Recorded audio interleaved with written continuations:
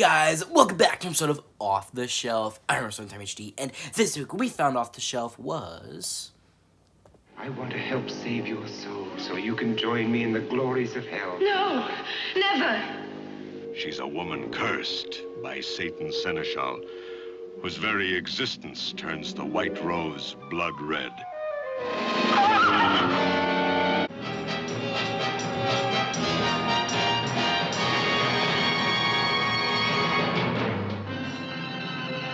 Each man creates his own heaven, his own hell. Let me see your face. Actually, not the entire collection of Vincent Price.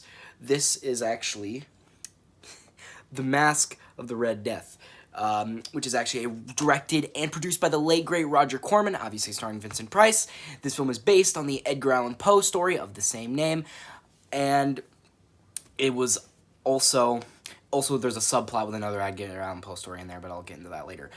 This was released in 1964, and it is a horror film, pretty much. Yeah, it's like an exploitation horror film, and starring Vincent Price, obviously. And I feel like, to me, he's the only notable person in the movie that I recognize. Obviously, as I said, an adaptation of the classic Edgar Allan Poe horror short story. And getting onto that, I will say this film is not a very accurate adaptation.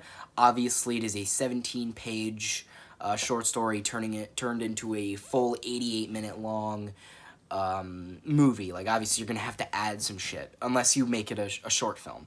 Right? Like, I mean, really, you could have made it a short film. You could have just made it like a 15, 20-minute long short film, and it would have been fine. Maybe 10 minutes, honestly. The short story is very, very short. So, I'm going to just jump right into the comparisons here. There is a lot of, like, satanic stuff in the movie. There's a lot of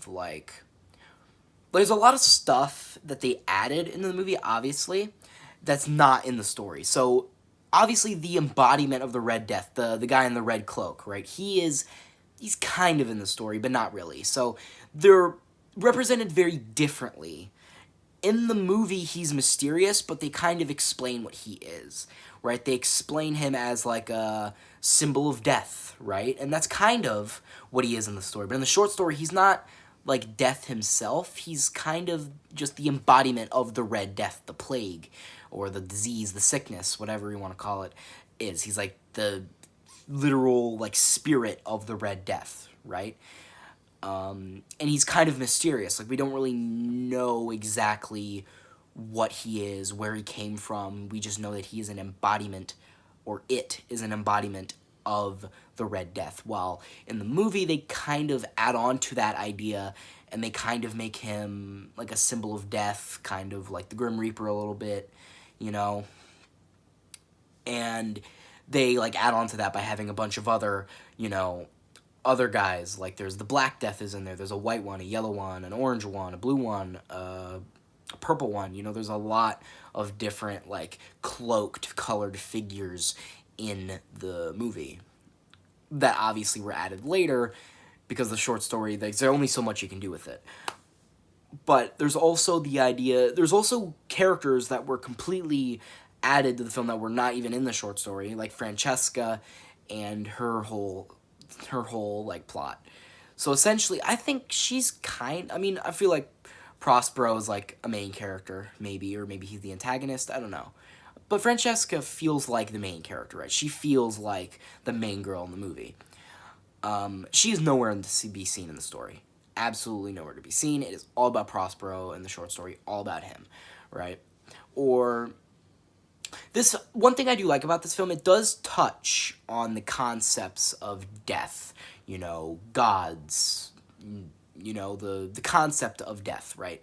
That's, like, the main theme of Edgar Allan Poe's writing is death, right? Like, all of his stories have that hint of darkness or dread, death, pestilence, famine, disease, depression. Like, a lot of Edgar Allan Poe's stories focus on death, if not all of them do, right? All of them have that point, and I do like that the movie carries that over while still kind of making it its own thing, right?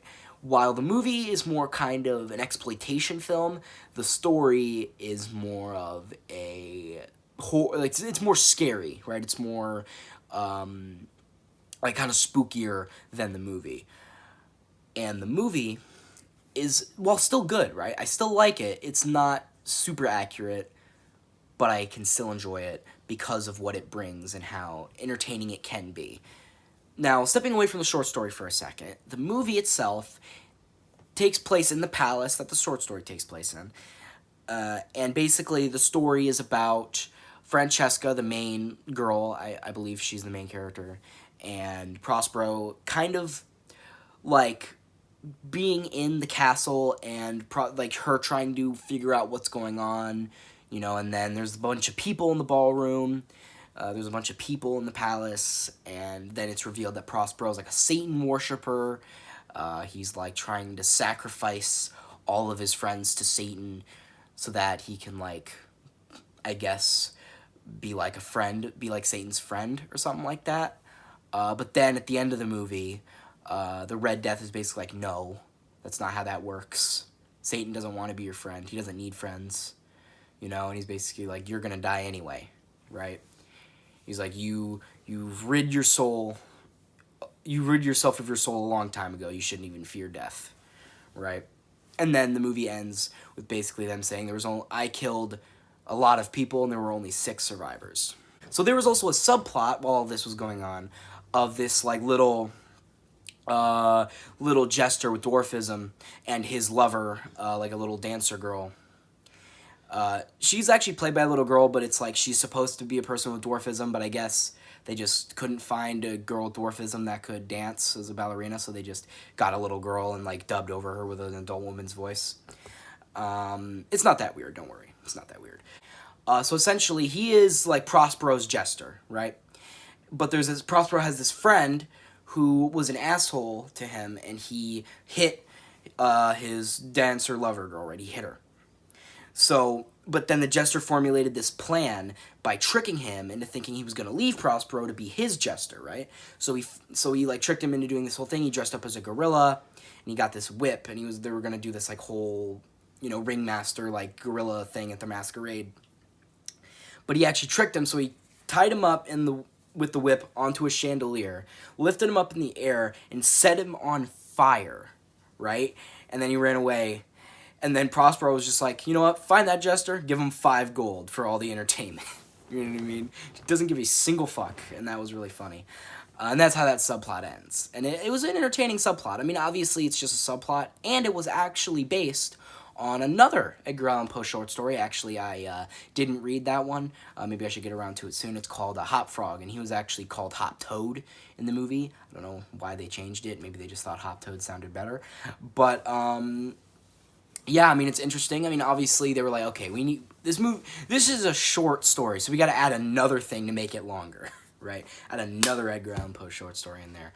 But yeah, the plot isn't too complicated. It's essentially bad guy is an evil Satan worshiper who wants to be friends with Satan, but then Death is like, no, you can't do that.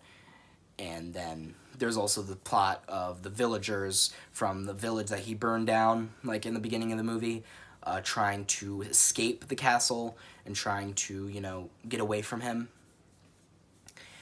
And then there's also obviously the subplot with the jester. And it's not too complicated, and I do think that the satanic stuff is fun, but it's obviously not very, I don't really think it's very Edgar Allan Poe-esque, right?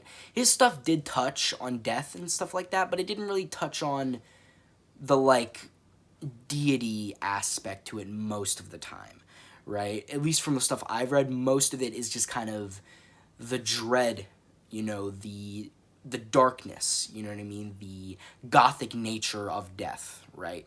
That's kind of more what he touches on and the concept of it instead of really the concept of the afterlife all too much. I think the reason they added all the satanic stuff, maybe for the entertainment of, like, the modern audience that this film was made for, because even though I love Edgar Allan Poe, I feel like not everybody would get it if it was perfectly adapted. One, if it was perfectly adapted, it'd be a short film. it'd be very short. And two, I feel like not everybody would get it, and especially in the 60s, because it's very, like, you gotta think about it, right? Like, it's, like, not always in your face, right? And I feel like back then a lot of people wanted the, like, exploitation cinema, or at least a lot of, like, you know, casual fans. They wanted to see big, like, dramatics and entertaining stuff. They didn't really want to think too much, or maybe that's just me. Maybe correct me if I'm wrong, but I feel like in the 60s they kind of just wanted to be entertained, you know, and this movie, I think they added the satanic stuff just for entertainment, which is fine, right? I don't have any problems with that. I thought the satanic stuff was fun, although I do say I don't think that's really in the nature of Poe to me. But I do think that this film did a good job of being entertaining, right? And that's all you can ask of a movie, right? Is to entertain someone. I mean, that's the point of a movie, right? So yeah, I was very entertained with this film. And another thing was, you know, the music, the style of the film, you know, the colors. So first of all, let's get into the music. The music, I think, was great. The musical cues, it was like, you know, classic, like kind of indie exploitation horror film. It was great. I like the you know, like the violins and the choirs and the, you know, the bands. It sounded really good, right? I really like the orchestral music that they added to this. By the way, the aesthetics of the film I do think matched with what they described in the story. But there's actually in the short story there are these colored rooms, right? There's a yellow, I think there's an orange one, a green one, a blue one, a purple one, and a black one and a white one. Correct me if I'm wrong, I believe that's all of them. But yeah, there's a lot of colored rooms, and they're like all certain apartments inside the palace. And there's something akin to that in the movie. Well, there's not as many. There still are colored rooms, right? Also, forgot to mention there's a black one too to represent like death and all that. But yeah, the black one is in there, the white one's in there. They put in the colored rooms. They didn't put in all of them, but they did put in the colored rooms to be faithful to the original, which I do appreciate. I do like that they put that, because that was an interesting aspect of the original story, and I'm glad that they put that in the movie. And it was a very, like, the whole film looked very interesting, you know, with the whole medieval aspect to the film. You know, the Dark Ages look to the film, you know, with the, you know, the dark castles and, you know, the inside the castle, the ballrooms, the dungeons, you know, the clothes that everybody wore. It was all very interesting and very, like, good to look at. You know, the film was very pretty, you know, and the fact of, like, you know, the sets and the costumes. Very, very nice movie. And as I said, the music was good, the aesthetic fit, the sets fit. I think the production was really well done, especially for, like, well, I'm assuming this film was smaller budget, being a Roger Corman film. It looked great for what I'm assuming the small budget that it had. So they made this film with $200,000. Obviously, that is a 1964 $200,000. That is not a 2024 $200,000. But still, even back then, that is a fairly low budget for a film. That is fairly low budget for a film at that time. I mean, obviously, that's super low budget now. But back then, still low budget, and it looked great for the amount of money that they had to make with it. And I think they did a great job. And yeah, the film just looked great. I thought it was fun, entertaining. And overall, I think that even though it doesn't completely replicate Poe's like style, I don't think it needed to, right? I think it could stand on its own as an entertaining film, and while still having some elements of Poe's story that were, you know, good to have, right? That were important to have and that were good in there. And overall, I would recommend this film if you're obviously a Roger Corman fan, if you're a Vincent Price fan, Edgar Allan Poe fan, a horror fan. I would definitely recommend this film. And with that being said, I think I'd rate this film a 7.55 out of 10, right? Very enjoyable movie. Really liked it. Would recommend it. And, yeah. I think I've said what I'd say. I think I've said my piece. So, guys, hope you like this video. Share with friends. Subscribe. Turn notifications on. Comment down below how much you liked it. And as always, I'm Time HD. Off to catch the Red Death. Not a good thing.